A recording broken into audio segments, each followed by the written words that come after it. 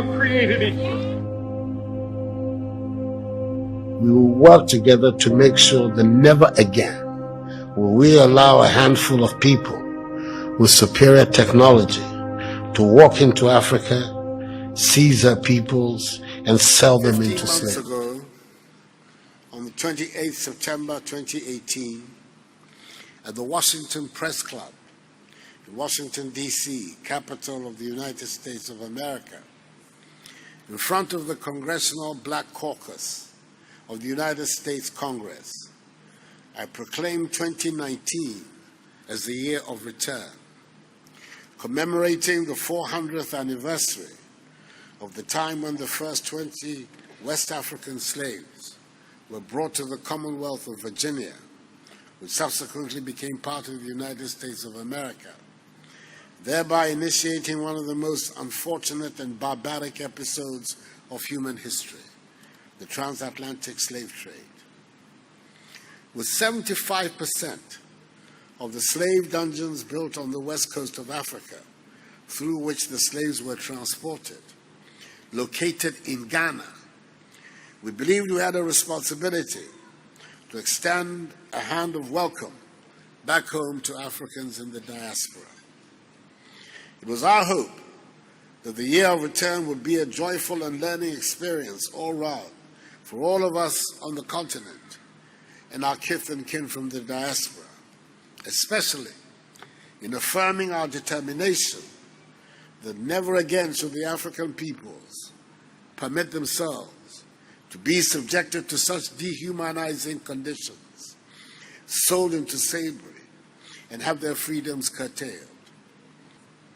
As we draw the curtains on this bold initiative, we should now look beyond the return and build on the dividends chalked.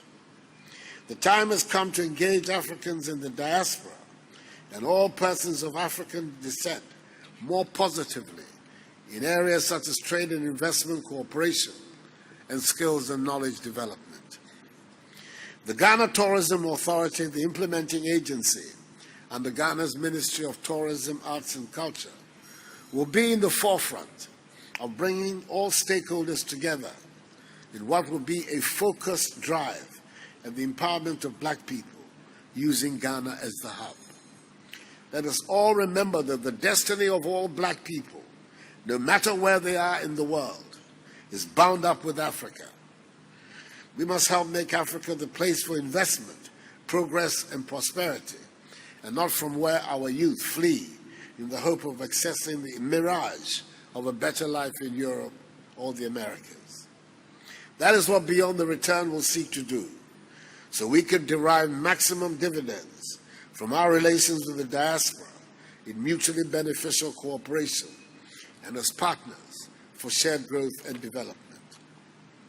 History tells us of the positive impact of diasporan communities on the growth and development of countries through increased trade activities, rising investments, and the transfer of skills and knowledge.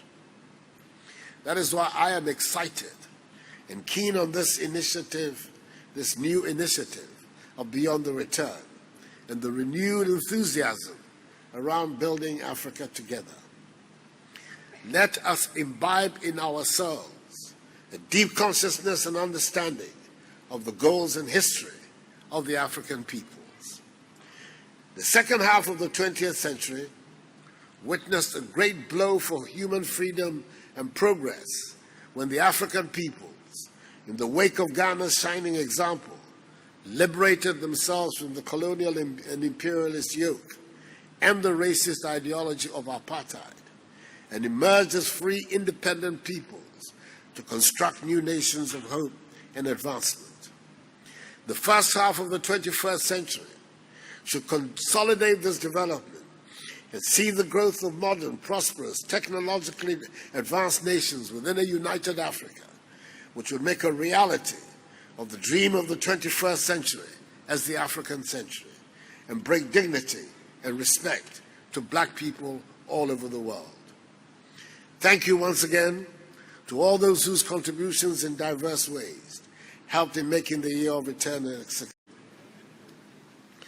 Let me say a big Akwaba, a word of welcome to all of you. May God bless Mother Africa, black people everywhere, and us all. And may God bless our homeland Ghana and make her great and strong. I thank you.